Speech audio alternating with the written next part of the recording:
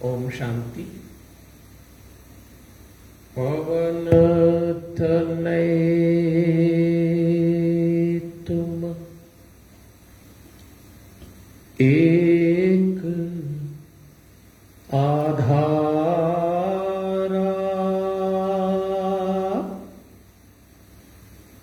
कथा कहूं मैं मति अनुसार।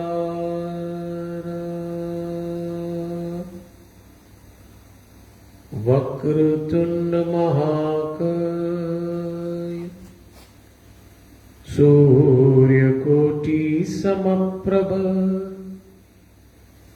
निर्विघ्नं कुरु मे देव। शुभ कार्येषु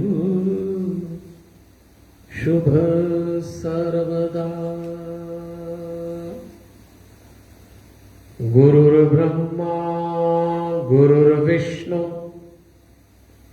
गुरुर्देवो महेश्वर। गुरुर्साक्षात् परब्रह्म तस्मै श्री गुरुवे नमः।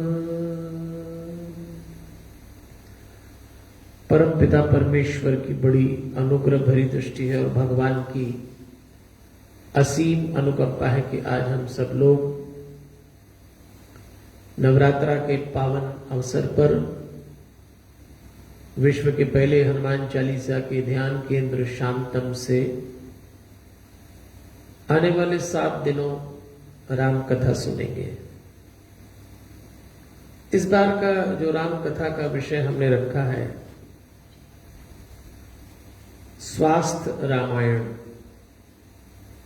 और शीर्षक है होई है सोई जो राम रची राखा। जो भगवान ने रचा हुआ है, जो भगवान की लीला में है वही होगा। एक आश्वासन है, एक भरोसा है। तो इस दृष्टि से अब 7 दिन हम लोग राम कथा में चलेंगे। इस दिव्य प्रांगण में उपस्थित हनुमान जी महाराज की प्रतिमा, परमात्मा के प्रत्येक स्वरूप को सादर प्रणाम करते हुए, देवलोकवासी स्वामी नारायण देव तीर्थ जी का पुण्य स्मरण करते हुए, देवलोकवासी स्वामी सत्यमित्रानंद गिरि जी को नमन करते हुए,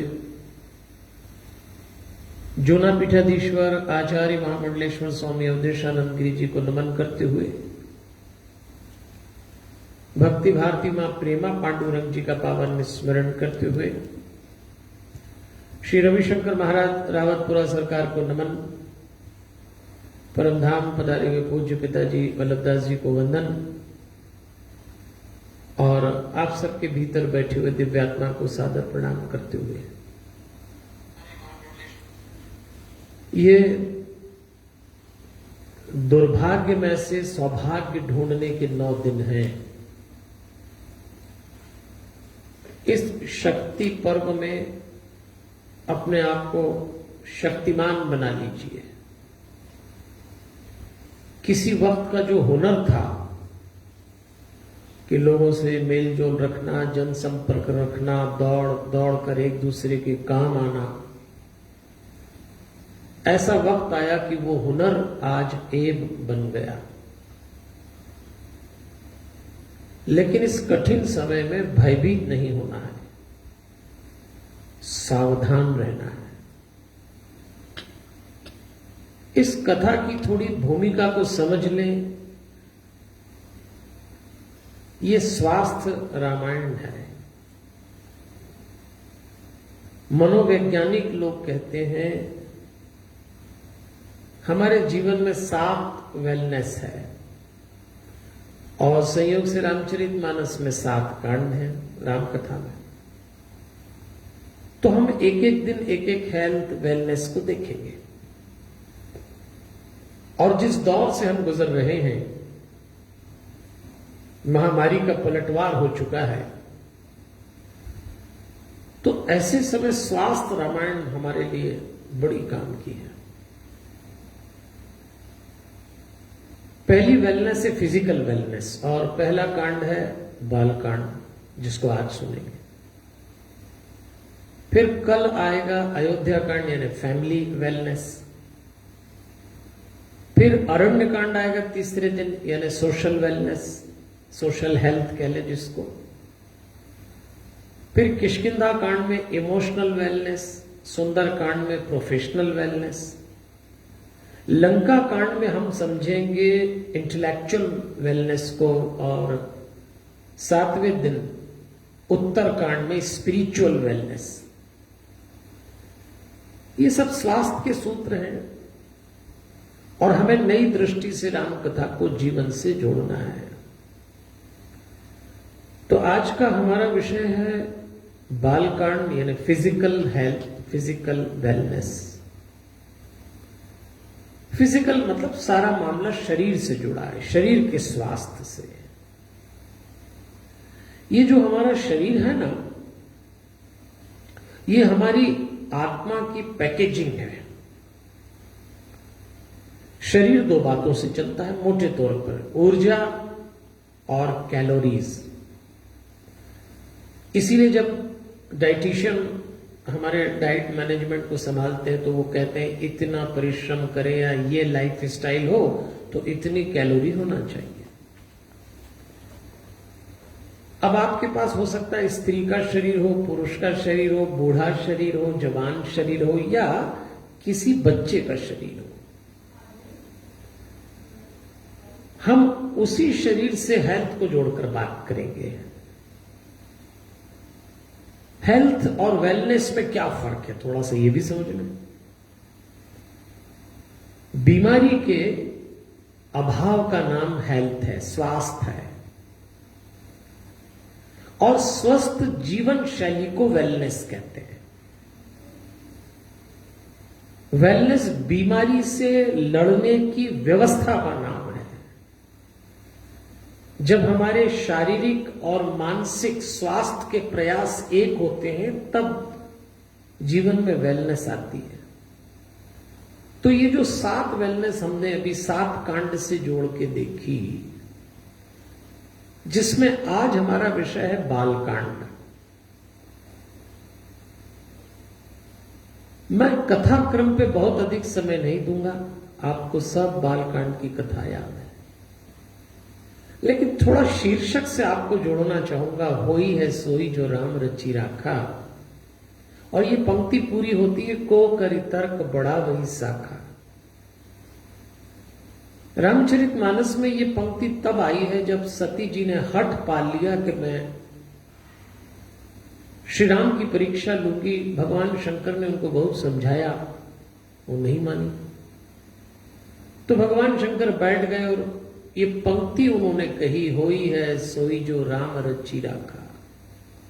मैंने बहुत प्रयास किया, लेकिन अब जो भगवान को मंजूर होगा वो होगा। यही बात आज हमारे लिए सूत्र है, मंत्र है और हिम्मत देने के वाक्य है। हम में से बहुत सारे लोग असमर्थ होंगे, बहुत समर्थ होंगे, कुछ ज्यादा ही समर्थ होंगे, लेकिन इस दौर में सबको महसूस हो रहा होगा कि सारे प्रयास करने के बाद समर्थ से समर्थ, ताकतवर से ताकतवर इंसान भी कहीं लाचार हो गया।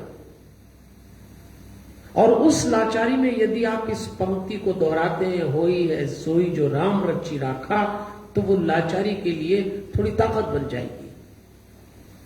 सचमुच बहुत कुछ भगवान ने तय कर रखा है, आप उसमें कुछ कर नहीं सकते, और इसके लिए आपको भगवान से जुड़ना पड़ेगा। तो इस कठिन समय में भगवान से दूर न हो जाएं। कितनी विपत्ति आए, ये न कहिए भगवान क्या कर रहा है, भगवान ने हमारे साथ ऐसा किया, ये न करें। जुड़ रहिएगा हर हालत में। मैं तो कहता हूं भगवान भरोसे का दूसरा नाम है, ऐसी भगवान ताकत का दूसरा नाम। जिस हिम्मत की जरूरत आज हम सबको है, वो हिम्मत उस भरोसे से आएगी। अब एक सवाल है, भगवान से कैसे जुड़े, भगवान जीवन में कैसे आता है। वासनाएं गिर जाएं तो परमात्मा का प्रवेश हो जाता है। एक छोटी सी कहानी है। एक पहाड़ी पे एक तीर्थ स्थल था और बहुत सारे लोग वहां जाते दर्शन करने। बड़ा सुंदर था परमात्मा का वास।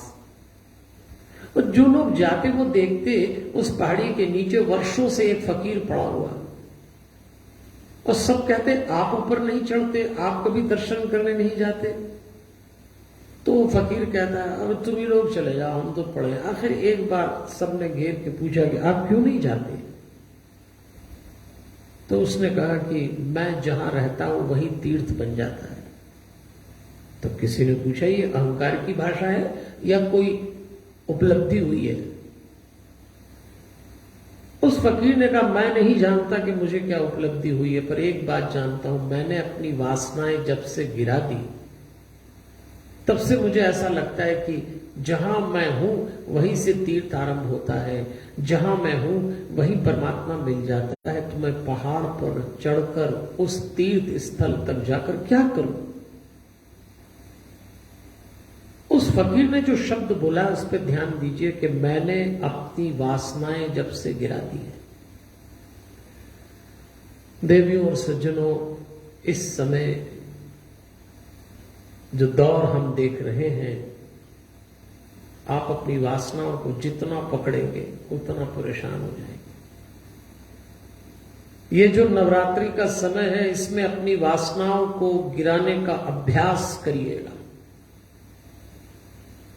तो चलिए इसी के साथ राम कथा में चलते हैं। आज है बालकांड। बालकांड दो भाग में बटा हुआ है।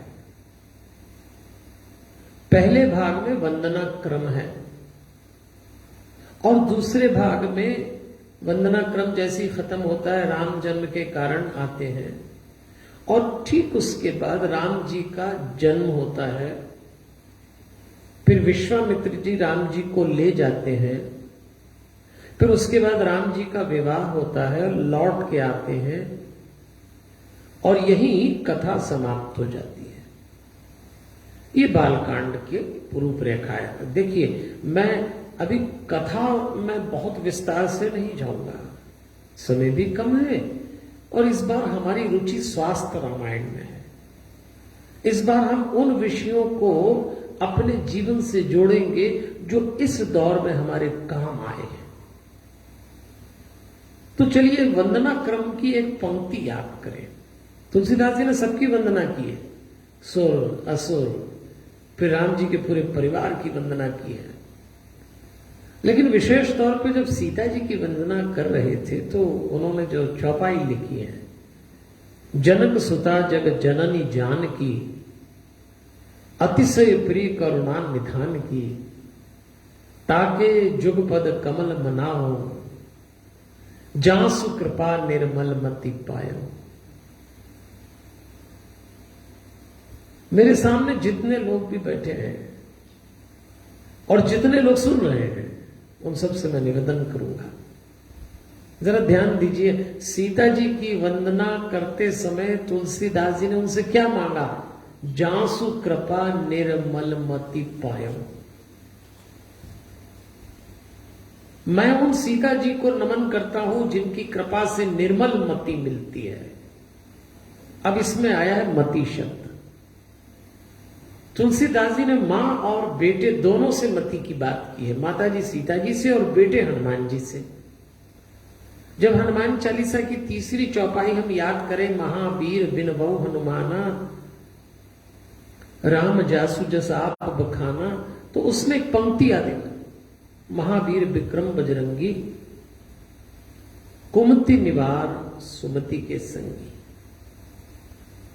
अब इसमें शब्द आया कुमति को दूर करने वाले, सुमति को देने वाले। निर्मल मति सीता जी से मांगी, सुमति हनुमान जी से मांगी। क्यों मांगी होगी? क्योंकि मति से मन का संचालन होना चाहिए, मन से मति का संचालन न हो जाए। जिन लोगों का मन उनकी मति का संचालन करता है वो बर्बाद हो जाएंगे। देखिए, बुद्ध और बुद्धू में क्या फर्क है? बुद्ध वो होते हैं जो बुद्धि से चलते हैं, बुद्धू वो होते हैं जो बुद्धि को चलाते हैं। आपकी बुद्धि आपसे चले तो आप बुद्धू हो जाओगे, हाँ, आप अपनी बुद्धि से चले तो आप बुद्ध हो जाएंगे। तो निर्मल मति और सुमति मांगिए। और यदि आपका मन मति से संचालित नहीं है तो आप बहुत तकलीफ पाएंगे। लॉकडाउन हो गया शुरू, पता नहीं खत्म होगा फिर शुरू होगा, नए नए ढंग से हो रहा है।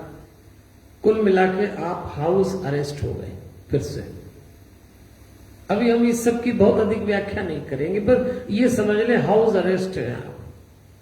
अब आपका तन तो घर में रुका हुआ है और मन भाग रहा है बाहर भाग रहा है। और वो लोग बहुत दुखी और परेशान होंगे जिनका तन रुका हुआ और मन भाग रहा है, बहुत परेशान होंगे, बल्कि अशांत हो जाएंगे। लेकिन यदि मति से मन को संचालित करेंगे तो मन भी रुकेगा। अगर तन रुक गया और मन भागेगा, उदासी, चिड़चिड़ापन, निराशा, क्रोध आएगा। अब इस मन को तो सबने पता नहीं क्या क्या कहा। किसी ने मधुमक्खी का छाता कहा, किसी ने इसको बैंक कहा, किसी ने इसको हिरण कहा, मीरा जी ने हरामी कहा, और मनोवैज्ञानिक कहते हैं बिल्कुल डॉग की तरह, कुत्ते की तरह। पालतू कुत्ता कहना मान के घर में रहता है, आवारा कुत्ता भागता है। आपका मन यदि इस समय आवारा कुत्ता हुआ तो मन तो भागेगा, तन रह जाएगा और आप लॉकडाउन की अवधि में और अधिक तनाव में आ जाएंगे। इस हाउस अरेस्ट को, इस लॉकडाउन को तनाव मत मानिए, इसको एक व्यवस्था के रूप में स्वीकार करिए। सुफियान काजी नाम के एक शायर ने लिखा है, जहां पे लगता है दरवाजे बंद हैं सारे,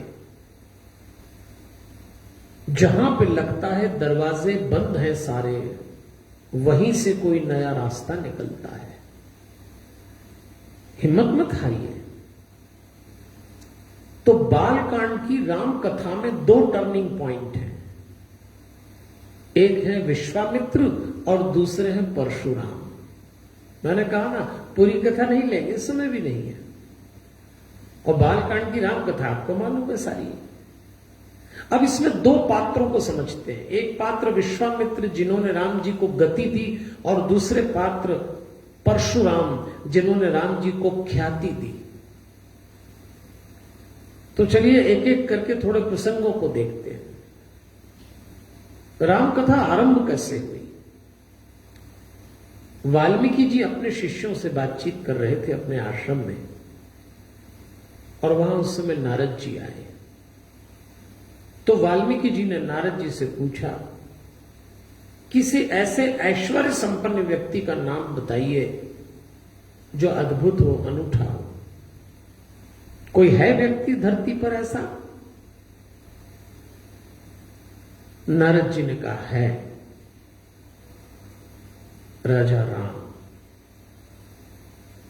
और 16 बातें नारद जी ने राजा राम के लिए कही कि वो ऐश्वर्य का सागर है, सुसंस्कृत हैं, विद्वान हैं, शक्तिशाली हैं, उदार विचार के हैं, सत्यवादी हैं, कृतज्ञ, निर्दोष चरित्र, कल्याणकारी, मेधावी, सर्वाधिक सुंदर, अक्रोध, बड़े बड़ों को भयभीत करने वाला, सबको सुरक्षा प्रदान करने वाला, भाग्य देवी का आशीर्वाद जिनके पास है, और अपने संकल्प को पूरा करने वाला। ये 16 बातें नारद जी कहते हैं जिस व्यक्ति में है उस व्यक्ति को संसार राम के नाम से जानता है। घटना घटी, नारद जी तो कह के चले गए। वाल्मीकि जी सोच रहे थे, और उसी समय वाल्मीकि जी ने देखा एक प्रणयरत पक्षी का जोड़ा, और उसी समय एक शिकारी ने तीर चलाया। और जब तीर चलाया तो पक्षी के मृत्यु पर वाल्मीकि जी को आवेश आया, क्रोध आया, और उन्होंने उस शिकारी को शाप दिया और जैसे ही शाप दिया तो वाल्मीकि जी को ध्यान आया कि मैंने शाप तो दिया लेकिन काव्यात्मक भाषा में दे दिया, और यहीं से पहला काव्य आरंभ हुआ। और वाल्मीकि जी को लगा कि क्यों ना इसी काव्य की भाषा में मैं राम कथा लिख दूं। तो राम कथा का जन्म शाप की वाणी से हुआ है। वाल्मीकि जी ने शाप दिया, रामायण का जन्म हुआ, और तुलसी के अभिशाप से राम कथा रामचरितमानस का जन्म हुआ। अभिशाप का अर्थ होता है व्यर्थ का दोषारोपण। तुलसी के साथ यही तो हुआ था। लेकिन इन दोनों ने रामायण रामचरितमानस दे के संसार को धन्य कर दिया। फिर एक घटना और महत्वपूर्ण है आज बालकांड की कथा में, यज्ञ का होना। श्री राम का जन्म अपने भाइयों के साथ यज्ञ से हुआ था। अब थोड़ा यज्ञ के पीछे की कथा को ध्यान से सुनना। सामान्य रूप से तो हमें मालूम है कि दशरथ जी ने यज्ञ किया और खीर बांटी रानियों में और राजकुमारों का जन्म हुआ। लेकिन क्या केवल यही घटना थी? एक कथा आती है, एक राजा जिनका नाम राजा रोमपाद है, दशरथ जी के मित्र थे। और दशरथ जी की एक बेटी थी शांता नाम की। रोमपाद को बेटी नहीं थी, अपने मित्र को अपनी पुत्री दे दी शांता। एक बार राजा रोमपाद के राज्य में अकाल पड़ा तो ब्राह्मणों ने कहा कि आपको यज्ञ कराना चाहिए, पर यज्ञ किससे कराएं? तो उन्होंने कहा आपको यज्ञ कराना चाहिए ऋष्यशृंग नाम के ऋषि से। ऋष्यशृंग नाम इसलिए पड़ा इन ऋषि का कि जब इनका जन्म हुआ, ये मृगी ऋषि के पुत्र थे, तो इनके मस्तक पे हिरण के सींग जैसी आकृति थी, तो नाम पड़ गया ऋष्यशृंग। मृगी ऋषि ने अपने पुत्र का लालन पालन ब्रह्मचर्य की दृष्टि से किया, तो उन्होंने कभी कोई स्त्री नहीं देखी आश्रम में ऋष्यशृंग ने। अब विचार ये किया रोमपाद ने कि यदि मैं इनको आकर्षित करूं, मेरे राज्य में बुलाऊं, मेरी पुत्री से विवाह कर दूं, तो फिर यहां रुके और मैं उनसे निवेदन करूं। कुछ स्त्रियों को भेजा। एक आयु तक उस पुरुष ने कोई स्त्री नहीं देखी, और जब स्त्री देखी तो आकर्षित हो गए। स्त्रियों के कहने पे रोमपाद के राज्य में आ गए। रोमपाद ने निवेदन किया आप मेरी पुत्री से विवाह कर ले, तो ऋष्यशृंग का विवाह शांता देवी से हुआ। तो दशरथ जी से कहा गया कि आप पुत्र कामिष्ठी यज्ञ के लिए ऋष्यशृंग ऋषि और शांता को बुलाइए जो आपकी पुत्री है।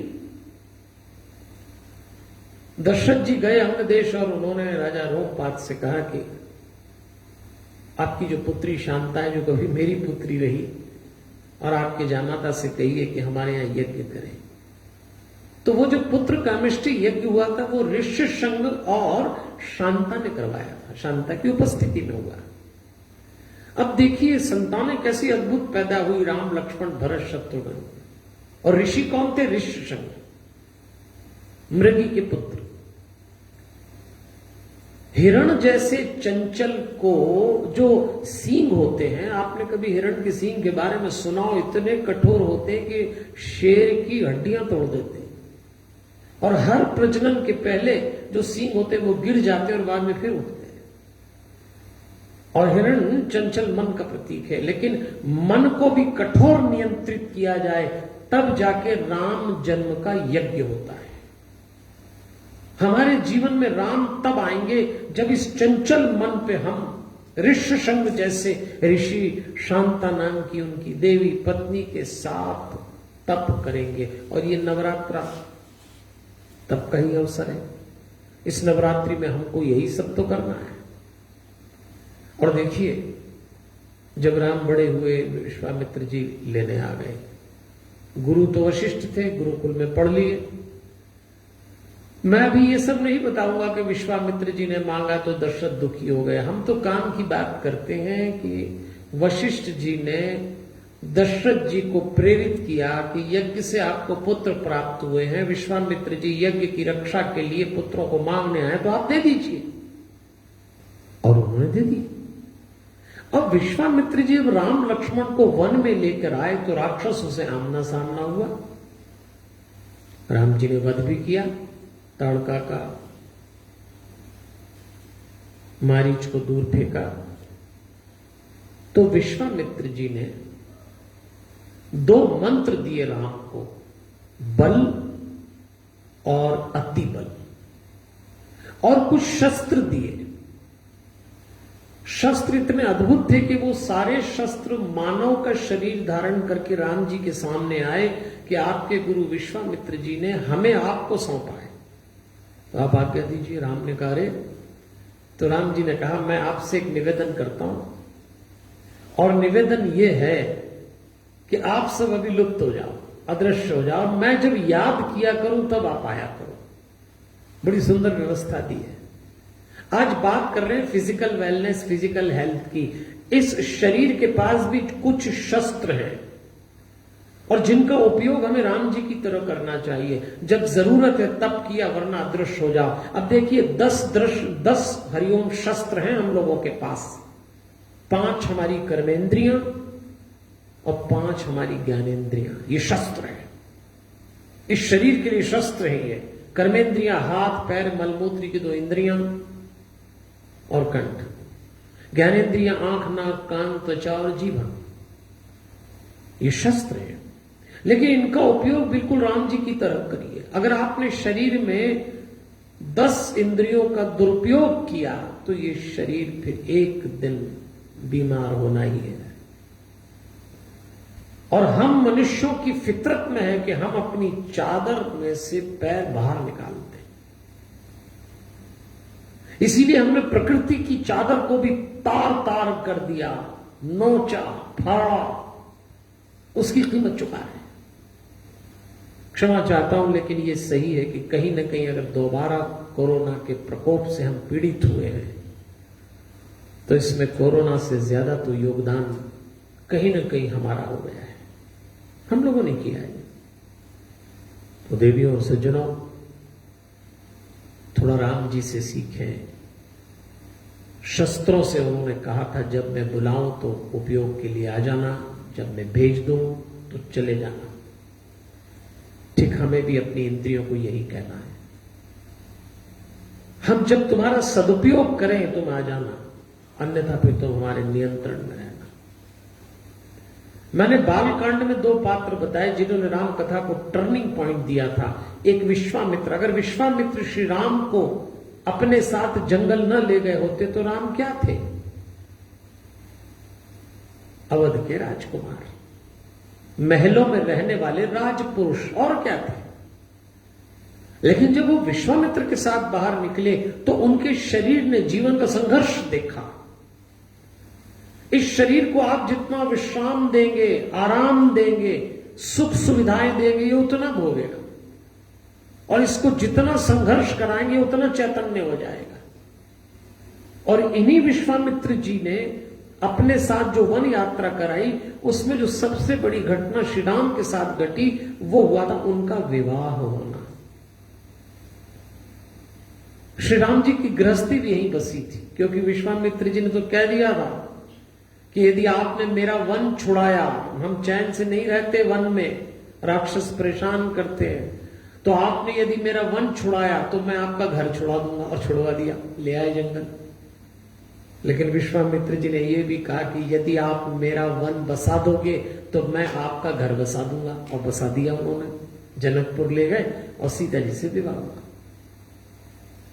तो विश्वामित्र बालकांड में एक ऐसे पात्र हैं जिन्होंने राम को, राम कथा को मोड़ा था। आइए अब दूसरे पात्र से मिलते हैं जिन्होंने बालकांड को, बालकांड में हमारे भगवान श्री राम की ख्याति को उजागर कर दिया था।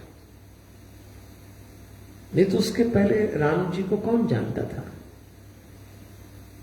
दशरथ के बेटे, अवध के राजकुमार, पराक्रम से तो परिचित थे भी नहीं। लेकिन जैसे शिव धनुष तोड़ा सीता जी के स्वयंवर में, तो सारे राजा चिल्लाने लगे कि एक छोटा सा राजकुमार कैसे ले जा सकता है सीता को। हालांकि उसके पहले उस धनुष पे सब लोग अपना पराक्रम प्रताप आजमा चुके थे। किसी से टस से मस नहीं हुआ, राम जी ने तोड़ दिया। तो सारे राजा खड़े हो गए युद्ध के लिए। लक्ष्मण जी भी तैयार थे। जनक जी को लगा ये तो मुसीबत आ गई, और उसी समय परशुराम जी का प्रवेश हुआ। 21 बार क्षत्रियों का संहार किया था, सब डरते थे उनसे। और जैसे ही परशुराम जी आए तो जितने राजा हल्ला कर रहे थे कि देखें ये राजकुमार कैसे ले जाता, सब चुपचाप बैठ गए। और जैसे ही एक दृष्टि डाली परशुराम जी ने, सारे राजा अपना नाम, अपने बाप का नाम लेने लगे, हम उसके बेटे। और सब कहने लगे हमने नहीं तोड़ा, हमने नहीं तोड़ा। नहीं तो पहले कह रहे थे हमने तोड़ दिया होता तो हम ले जाते। सब शांत हो गए।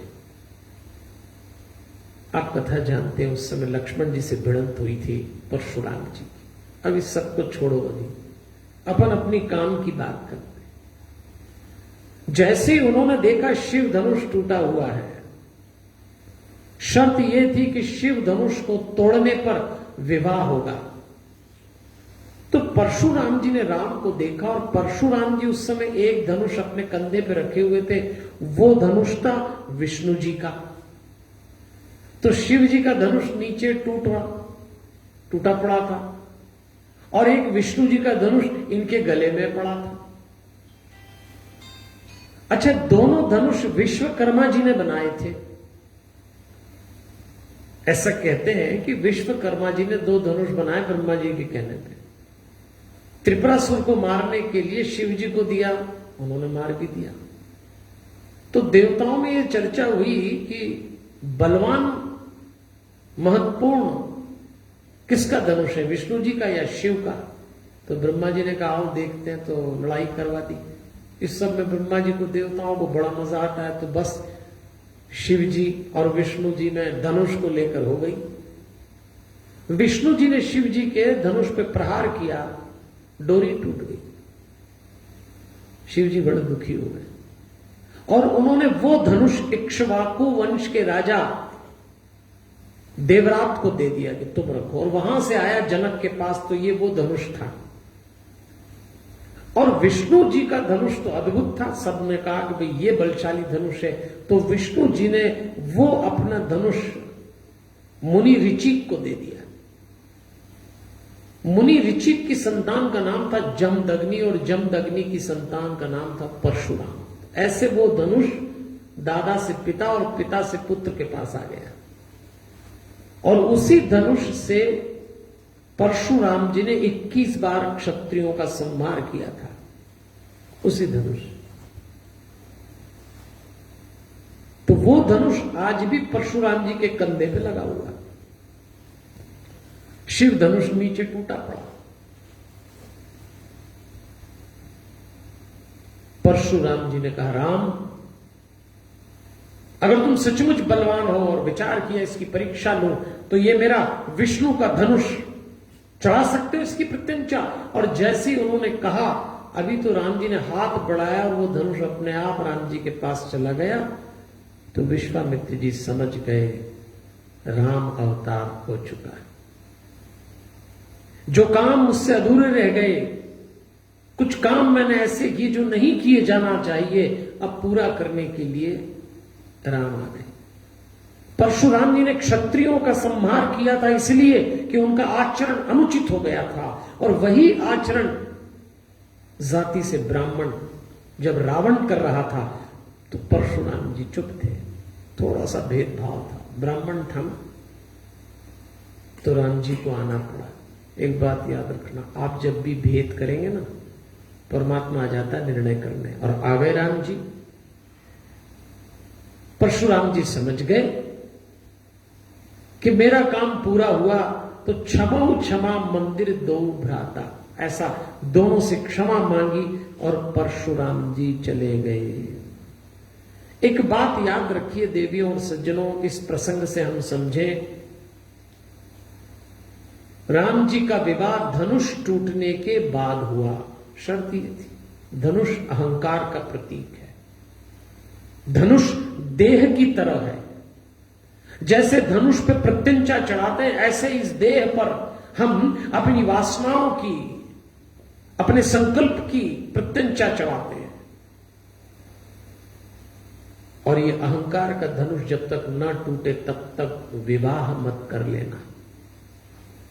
इस शरीर का एक काम और होता है, महत्वपूर्ण काम, वो है विवाह करना। स्त्री का है तो पुरुष से विवाह करेंगे, पुरुष का है तो स्त्री से विवाह कर लेंगे, लेकिन अपने विवाह के पहले इस शरीर में से अहंकार मिटा देना।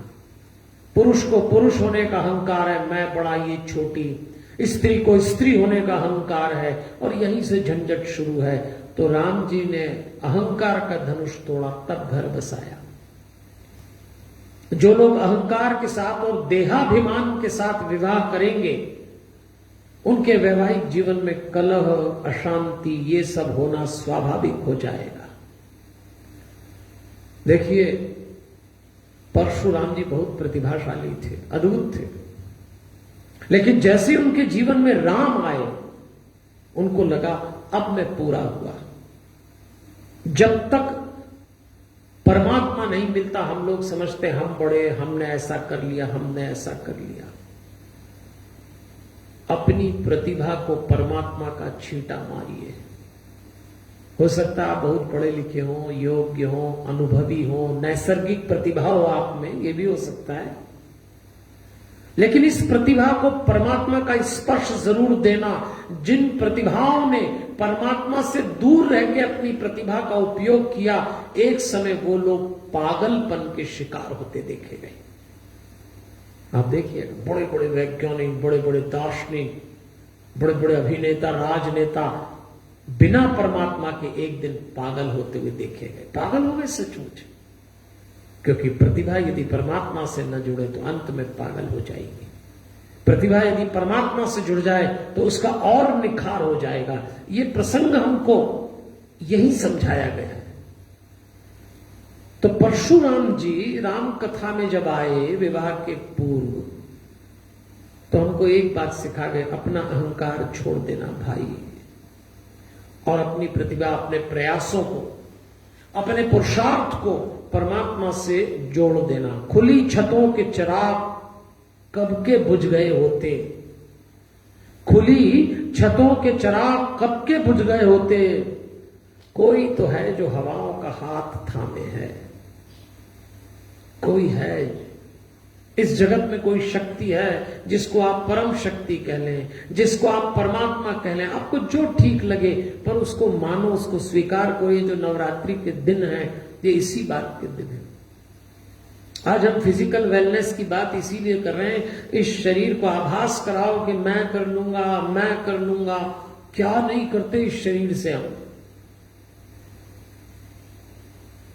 लेकिन अगर आपने इस शरीर को परमात्मा से नहीं जोड़ा, और परमात्मा से जुड़ने के लिए शरीर के आगे मन, मन के आगे आत्मा है। चलिए, इस शरीर का जो मेंटेनेंस है उसमें दिनचर्या का बड़ा महत्व है। आपकी जो लाइफ स्टाइल है, आपका जो टाइम टेबल है, हमारे शरीर में एक बॉडी क्लॉक लगी हुई है। ऐसे कहते हैं ना, बॉडी क्लॉक अपने आप उठा देती है। आप चाहो तो 5 बजे भी बिना दूसरों को उठाए उठ सकते हो, पर कई लोगों ने अपने शरीर को इतना पराक्रमी कर दिया कि 2-2 लोग लगते उठाने में। कोई डंडा ठोकता है सुबह से आके, उठो, कोई पूरा हिलाता है, किसी को पूरा खानदान लगता है। आप में से बहुत सारे लोग होंगे ऐसे जिनको दूसरा लगता है वो उठाने के लिए। मेरे सामने बैठे हैं श्रोता, आप तो पूरी देश दुनिया से सुन रहे हैं। मैं तो जानता हूं ऐसे कई लोगों, इस शरीर को ऐसा बना दिया कि दूसरा ही उठाएगा, या तो भगवान उठाएगा या सुबह सुबह कोई दूसरा उठाएगा। क्या कर लिया है? आपको अपनी ही दिनचर्या पे नियंत्रण नहीं है। आप बालकांड में देखिएगा, भगवान राम की दिनचर्या लिखी है, विवाह के पूर्व की भी, और तुलसीदास जी ने विवाह के बाद की भी लिखी है। दोनों दिनचर्या लिखी। प्रातः काल उठी के रघुनाथा, मातु पिता गुरु नावही माथा। प्रातः काल समय में, ब्रह्म मुहूर्त में, सूर्योदय से 1 घंटा पहले और 1 घंटा बाद तो उठ जाओ भाई। नहीं हिलते लोग, नहीं हिलते, और उठते तो ऐसा अभिनय करते जैसे बहुत देर से उठे। प्रातः काल उठी कै रघुनाथा। मातु पिता गुरु नावई माथा, उठते माता पिता को प्रणाम करते, गुरु को नमन करते, आयसु मागी करम पुर काजा। फिर उनसे आज्ञा लेके एक शब्द आया, पुर काजा। पुर काज मतलब फिर राजकाज के काम देखते। देखी चरित हर्षई मन राजा, और उनके चरित्र उनके आचरण को देख के उनके पिता दशरथ बहुत प्रसन्न होते। हमारी दिनचर्या हमारा आचरण ऐसा होना चाहिए जिसको देख के हमारे गुरु, हमारे माता पिता, हमारे परिवार के अन्य सदस्य प्रसन्न हो। आज अधिकांश जो पेरेंट्स हैं, जो सीनियर मेंबर हैं फैमिली के, वो अपने जूनियर मेंबर्स या अपने से छोटे बच्चों को देख के दुखी रहते हैं। अरे भाई टाइम पे उठा करो, टाइम पे भोजन किया करो, कुछ वर्जिश किया करो, नहीं करते। इस पीढ़ी ने तो शरीर के साथ जो खिलवाड़ किया, ये कीमत वसूलेगा एक दिन आपसे। फिजिकल वेलनेस का मतलब ये अपनी दिनचर्या को संभाल के चलिए। 4 प्रहर होते हैं, सुबह, दोपहर, शाम और रात। आपको मालूम होना चाहिए 4 टाइम लाइफ एनर्जी चेंज होती है, और वही 4 टाइम आप अपने शरीर को लाइफ एनर्जी और कॉस्मिक एनर्जी का कनेक्शन ठीक करिए। सुबह नींद पे नियंत्रण हो, दोपहर भोजन का संतुलन हो, संध्या को उदासी और थकान से बचे, और रात को भोग का संयम हो। यह इस शरीर के साथ का क्रम है देवियों सज्जनों। बालकांड में इस पे प्रकाश डाला है। ध्यान दीजिए, जब विश्वामित्र जी राम लक्ष्मण को लेके जनकपुर पहुंचे तो जनकपुर में राजा जनक ने उनको अपने महल में बड़े सम्मान से ठहराया था। तो वहां तुलसीदास जी ने एक प्रसंग लिखा है, ऋषय संग रघुवंश मणि करी भोजन विश्राम। ऋषियों मुनियों और खासतौर पे विश्वामित्र के साथ जब विराम किया तो क्या लिखा, करी भोजन विश्राम। राम जी ने भोजन करने के बाद विश्राम किया। भोजन के बाद थोड़ी देर विश्राम करिए, लेकिन विश्राम का अर्थ नींद नहीं है। भोजन के साथ भी विश्राम करिए और भोजन के बाद भी विश्राम करिए। भोजन के साथ विचारों का विश्राम हो और भोजन के बाद देह का विश्राम हो। थोड़ी देर रेस्ट करिए, ये नियम है। लेकिन लोग तो भोजन करते समय टीवी देखते हैं, भोजन करते समय मोबाइल चलाते हैं, भोजन करते समय यदि ये दोनों चलाएं तो खोपड़ी चलाते हैं। शांति से तो भोजन करना ही बंद कर दिया लोगों ने। जबकि इसमें तो लिखा हुआ है, राम जी की दिनचर्या थी करी भोजन विश्राम। जब भी भोजन करें प्रयास करिए थॉटलेस ईटिंग हो। बैठे प्रभु भ्राता सहित दिवस रहा भरी जाम। ये श्री राम की दिनचर्या थी। अब चलिए विवाह के बाद रात की चर्या श्री राम की ये भी समझ लें, क्योंकि मैंने आपसे कहा ना, सुबह, दोपहर, शाम और रात, ये 4 टाइम हमारा बॉडी का एनर्जी लेवल चेंज होता है, फिजिकल बॉडी का, शरीर का। और उसके लिए रामचरितमानस के बालकांड में ये संकेत आया है, राम प्रतोषी मातु सब कही विनती बर बैन।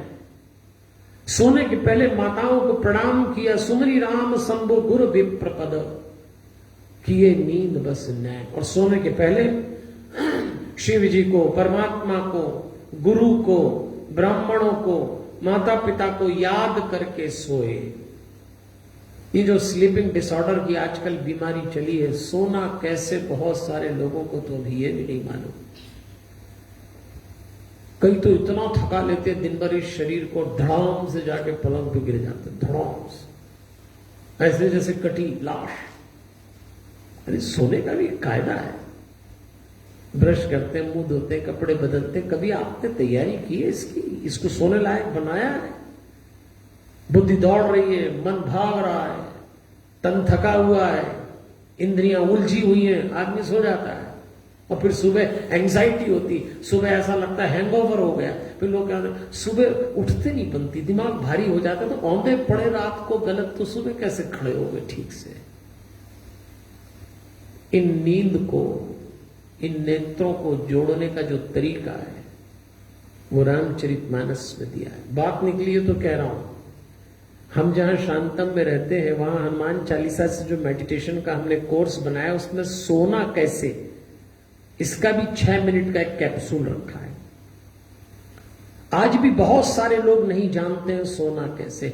आप जब अपने शयन कक्ष में जाएं तो मैं आपसे निवेदन करूंगा, फिजिकल वेलनेस की बात चल रही है, बालकांड की चर्चा हो रही है, अपने कक्ष में एक कोना नॉर्थ ईस्ट का सिलेक्ट कर लें और ठीक सोने के पहले एकदम ऐसे सीधे खड़े हों कि पैर के पंजे चिपके हुए हों, जंघाएं चिपकी हुई हों, हाथ को छाती पे ऐसे रखिएगा, कोहनी सीधी हो और बिल्कुल ऐसे खड़े हो जाएं कि जब आपका शरीर वाइब्रेशन करे तो आपको महसूस होगा शरीर हिल रहा है।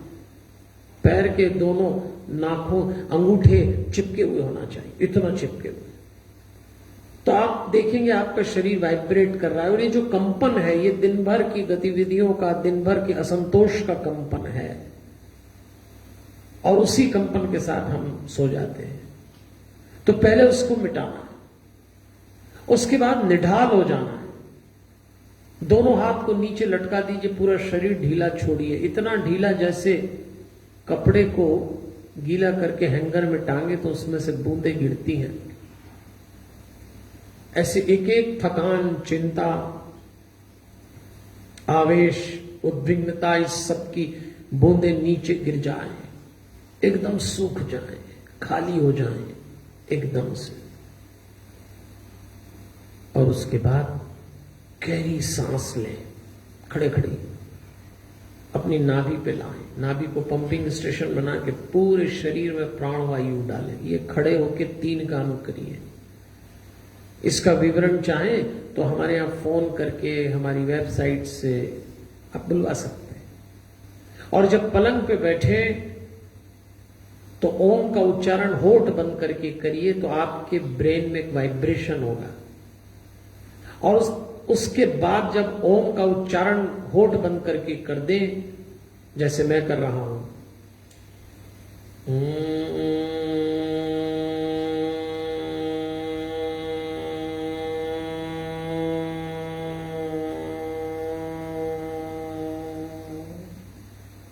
ये जो हमिंग होगी ये आपके मस्तिष्क के तंतुओं को अलाउ करेगी कि आप सो सके। और इसके बाद आपको एक क्रिया और करना है, दोनों बाहों के बीच में आज्ञा चक्र पे भीतर से देखिए प्रकाश लगेगा। अपने माता पिता, अपने गुरु, अपने इष्ट की आकृति लाइए, उसके बाद सोएं। और यदि हनुमान चालीसा पढ़ ले तो कहना ही क्या है। इतनी तैयारी शरीर के साथ करना पड़ेगी, लेकिन लोग नहीं कर पाते। इसी को कहा गया है कही विनीत बर बैन, इसके साथ लिखा है किए नींद बस नैन। ये बड़ा प्यारा शब्द है, किए नींद बस नैन। अपने नेत्रों में निद्रा उतारने के लिए या निद्रा देवी को अपने नेत्र सौंपने के पहले तैयारी करिए। और यदि आप ठीक से सो गए तो आप उठ भी ठीक से पाएंगे। मेरी चिंता इस समय आपको देख के ये लग रही है कि फिर से हाउस अरेस्ट है, लॉकडाउन है, पालन करिए। देश दुनिया के जिस भी हिस्से में आप हों, जो भी आपके नगर का, देश का कायदा, उसका पालन करिए। जो दिशा निर्देश दिए गए हो उसके अनुसार चलिए, इस बार गड़बड़ न करें। अगर आप नादानी करते हैं तो वो अपराध की श्रेणी में आएगा। कहना मानिए, मास्क पहनिए, सोशल डिस्टेंसिंग रखिए, स्वच्छता रखिए। अगर आप योग्य हैं, मापदंड में आते हैं तो वैक्सीन जरूर लगवाइए। देखिए इस समय घरों में 4 तरह के लोग होंगे हाउस अरेस्ट लॉकडाउन में। एक वो होंगे जो घर से काम कर रहे होंगे, वर्क फ्रॉम होम। दूसरे वो होंगे जो घर के काम कर रहे होंगे, एक घर से काम कर रहे हैं, दूसरे घर के काम कर रहे हैं। तीसरे वो होंगे जिनको समझ ही नहीं आ रहा हो क्या काम करें, बैठ गए बस। और चौथे वो होंगे जो इन तीनों को देख रहे होंगे, बच्चे।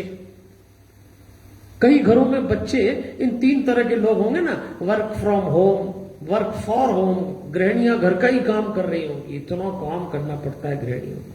अच्छा, कुछ महिलाओं को तो मैं जानता हूं, उनको भी वर्क फ्रॉम होम करना है, लेकिन घर का काम भी करना है और बच्चे, इन तीनों को देख रहे हैं। अच्छा, कुछ ऐसे हैं जैसे रिटायर्ड आदमी हुए या जिनकी नौकरी छूट गई, अब वो समझ ही नहीं आ रहा है कि क्या करना, बैठे बस। तो ये सब चिड़चिड़े हो गए, थक गए, एक दूसरे पे गुस्सा हो रहे हैं, हालात को कोस रहे हैं, सरकार पे गाली दे रहे हैं, अपने भाग्य को रो रहे हैं। बच्चे हिम्मत वाले भगवान को ढूंढ रहे हैं, भगवान ने ऐसा किया, भगवान तो है ही नहीं, भगवान बेकार है, भगवान ही काम आएगा। कठिन समय गया नहीं है और पता नहीं क्या रूप ले आए। इसलिए आपसे मैं निवेदन करूंगा कि यदि आप हाउस अरेस्ट, लॉकडाउन में, ये 4 श्रेणी में आते हैं, किसी में भी अपनी फिजिकल हेल्थ के लिए कॉस्मिक पावर, परम शक्ति से जुड़े रहिए। भगवान को समझिए, भगवान की व्यवस्था को जानिए। जब हम श्री राम और श्री कृष्ण की कथाएं सुनते हैं तो हम देखते हैं वो लोग भाव दशा में जीते थे। एक भाव दशा होती ना जीने की, 4 दशा में लोग जीते हैं। एक होती भाव दशा, एक होती आत्म दशा, एक होती विचार दशा और एक होती संसार दशा। सामान्य आदमी संसार दशा में जीता है, विद्वान विचार दशा में जीता है, संत महात्मा आत्म दशा में जीते और भगवान भाव दशा में जीता है। भगवान कहता है जब मैं जिसका जैसा भाव देखता हूं, स्थिति का, परिस्थिति का, मनुष्य का, व्यक्ति का, तो मैं फिर वैसे निर्णय लेता हूं। इसीलिए आप देखना, कभी राम रावण के हित में निर्णय देखते हैं, कभी भीष्म का सम्मान करते हुए दिख जाएंगे कृष्ण, कभी अर्जुन को डांटेंगे, कर्ण को मान देंगे, कभी अर्जुन से कहेंगे मार डालो इस कर्ण को। तो भगवान से पूछे आप कर क्या रहे? भाव दशा। देखो, हमारे पहचान का एक कैरेक्टर है मांगी लाल। वो एक अदालत में जज बन गया, मुकदमा आया तो जिस पक्ष का मुकदमा था उसने पक्ष में दलीलें दी, तो सुन के जज साहब मांगी लाल ने कहा बिल्कुल ठीक है। तो जो उनका स्टेनो था ना, जो उनका असिस्टेंट, उसने कहा बिल्कुल ठीक है, आपने तो फैसला ही दे दिया। उन्होंने कहा आपको फैसला नहीं देना, अभी तो दलील सुनना है एक पक्ष की। उसने कहा बिल्कुल ठीक है। अब दूसरा पक्ष आया और दूसरे पक्ष ने जब अपनी दलील दी तो जज मांगी लाल ने कहा तुम भी बिल्कुल ठीक हो। उस स्टेनो ने कहा ये क्या कर रहे हैं आप, पहले वाले पक्ष को भी कह दिया ठीक हो, दूसरे वाले को भी कह दिया ठीक हो, और मैं आपसे कह रहा हूं तो आप कह रहे हो तुम भी ठीक हो, तो फिर ठीक क्या है? आपको फैसला देना है एक तरफ, आप सबको ठीक नहीं कह सकते, सबको गलत नहीं कह सकते। सबको सही और सबको गलत सिर्फ वही कह सकता है जो भाव दशा में जीता हो, या तो बिल्कुल मूर्ख हो या परम होश में जिया हुआ साक्षी हो, परमात्मा हो, या बिल्कुल बेवकूफ हो। भगवान भाव दशा में जीते हैं। इसलिए आपसे कह रहा हूं भगवान से जुड़े रहिएगा। भगवान अपने भक्त के भाव के अनुसार अपने निर्णय ले लेते हैं। यदि आप भगवान से बाल भाव से जुड़े कि आप माता पिता हो, हम बच्चे हैं आपके, अब स्थितियां इतनी बिगड़ गई, हमारे हाथ से बाहर जा रही महाराज, हम सारी स्थितियां आपको सौंप रहे हैं, तो भगवान पितृ भाव से, मातृ भाव से आपको गोदी में उठाएंगे। लेकिन यदि आप कहेंगे भगवान होता ही नहीं है, तो वो कहेंगे ठीक है, फिर जब मैं हुई नहीं तो ही नहीं पड़े। एक भगवान को छोड़ोगे तो कई भगवान खड़े हो जाएंगे, कोई मिनिस्टर, कोई कलेक्टर, कोई पुलिस वाला, कोई डॉक्टर, ये सब तुम्हारे बाप बन जाएंगे। ये सब भगवान हैं, भगवान ये सब वॉरियर हैं, लेकिन ये अपना कर्तव्य निभा रहे हैं और वो कृपा कर रहा है। इसलिए इस कठिन समय में एक ही माई बाप बहुत है, बाकी सब तो आपकी जिंदगी में जो जितनी मदद कर सकता होगा करेंगे ही करेंगे। तो देवियों और सज्जनों, आज बाल कांड के माध्यम से जब हम फिजिकल वेलनेस, फिजिकल हेल्थ की बात कर रहे हैं, निवेदन करूंगा आपसे, नींद, भोजन, भोग और श्रम, ये 4 चीजें शरीर से जुड़ी हैं। तो नींद का संयम रखिए। नींद के साथ दिक्कत यह कि अति आ जाए तो बीमारी, कम आए तो बीमारी। संतुलन से सोएं, व्यवस्थित सोएं, स्लीपिंग डिसऑर्डर ना हो, साउंड स्लीप हो। अगर आप गहरी नींद सोए तो 6 घंटे भी पर्याप्त। और पूरे बिस्तर पे कूद फांद करें करवट ले लेके तो 10 घंटे में भी सुबह बेचैनी उठेंगे। और शरीर को नींद चाहिए। भोजन व्यवस्थित करिए, जो पचा सके वो करिए। भोजन 2 जगह लगता है जाके, रक्त मज्जा में और पेट बढ़ाने में। सोचिएगा आपका भोजन कहां जा रहा है। स्वाद तो पेट बढ़ाएगा और भूख मिटेगी तो शरीर को लगेगा खाए चले जा रहे हैं। अभी नवरात्रि में उपवास का तो क्या आनंद है। इससे तो अच्छा मूंग की दाल रोटी खा लेते। प्रयोग चल रहे, पराठे बन रहे हैं, सब्जियां बन रही हैं, क्योंकि स्वाद से जो ये सब आपके पेट में घुस जाएगा। भोजन महंगा पड़ेगा। तो नींद, भोजन, श्रम, परिश्रम नशा न बन जाए इस शरीर के लिए। परिश्रम तो हमारे राम जी भी बहुत करते थे, लेकिन मजा लेके थक जाए। क्या तैयारी थी उनकी, कल देखेंगे। 14 वर्ष वनवास जाने के लिए। कल जब हम अयोध्या कांड देखेंगे तो फैमिली वेलनेस की बात करेंगे। परसों अरण्य कांड में सोशल वेलनेस, फिर किष्किंधा कांड में इमोशनल वेलनेस, फिर सुंदर कांड में प्रोफेशनल वेलनेस, फिर लंका कांड में इंटेलेक्चुअल वेलनेस, और उसके बाद जब उत्तर कांड आएगा तो स्पिरिचुअल वेलनेस। 7 दिन तैयारी रखिएगा हमारे साथ। तो नींद, भोजन, श्रम और भोग, इस शरीर से इतना भी भोग न कर लें कि एक दिन फिर इसका स्वाद ही चला जाए। इसको बचा के चलना है। मैंने आपसे पहले आरंभ में एक शब्द बोला था, हमारी देह हमारी आत्मा की पैकेजिंग है और आत्मा का अगला कदम परमात्मा है। तो चलिए आज यहीं प्रसंगों को विराम देंगे और मैं आपसे निवेदन करूंगा, कल 8 बजे जब हम मिले अयोध्या कांड की चर्चा करेंगे और हमारा विषय होगा कल अयोध्या कांड में family wealth, family health, family wellness. परिवार का भी अपना एक स्वास्थ्य है। तो कल इस पर अच्छे से विचार करेंगे, क्योंकि परिवार में जो 3 केंद्रीय रिश्ते हैं उससे जोड़कर इसको चलने वाले हैं। मैं इस समय मध्य प्रदेश में बाबा महाकालेश्वर की नगरी उज्जैन से बोल रहा हूं, शांतम से। शांतम ध्यान केंद्र है। जिन्हें शांति की तलाश हो यहां आए। आप में से बहुत सारे लोग आए भी होंगे, प्रतीक्षा कर रहे होंगे आने की। ये दिन भी गुजर जाएंगे, डरिए मत, हिम्मत रखिए। बुरा वक्त कब नहीं आया। जब राम थे तब आया, जब कृष्ण थे तब आया, इससे भी खराब समय आया। लेकिन फिर भी हमने भरोसा किया उन पर, तब भी और अब भी। तो अपनी वाणी को विराम दे रहा हूं और आपसे निवेदन करूंगा, प्रसन्नता मत छोड़िएगा। भक्त को कभी उदास नहीं रहना चाहिए। मुस्कुराते हुए हर स्थिति का सामना करेंगे। जिन लोगों के साथ बुरा बीता है उनके साथ संवेदनाएं हमारी। जो लोग व्यवस्था का संघर्ष कर रहे हैं, परमात्मा उनको और शक्ति दे। हम उनका सम्मान कर रहे हैं, मान कर रहे हैं। और आप भक्तों से निवेदन कर रहे हैं, भगवान भरोसे और ताकत का दूसरा नाम है, छोड़िएगा मत। वाणी को विराम देता हूं। कल फिर मिलेंगे फेसबुक लाइव पर रात को 8 बजे। अयोध्या कांड की चर्चा करेंगे स्वास्थ्य रामायण में। अभी आज्ञा दीजिए। हमारे हनुमान, जय श्री कृष्णा, जय श्री कृष्ण।